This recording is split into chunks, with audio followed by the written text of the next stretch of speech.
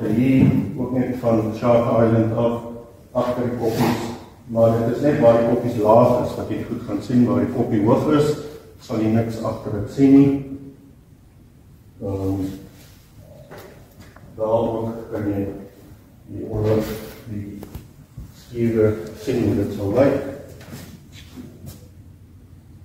En ook van hoe op die koppie af sal jy natuurlijk afkyk op die goed wat gebouw word. Maar dit is anders af van die eiland af in water, so in die water, nie in die eiland.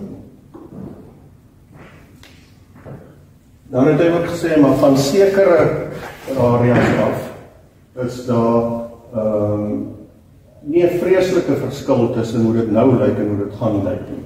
En dis meer as jy in Woelerits is, meer daar na die waterfrontse kant toe, dan het jy soos as jy nou kyk na Shark Island die bo, soos hy nou lyk en soos hy sal lyk, sien jy nog steeds die meeste van die eiland uitsteek.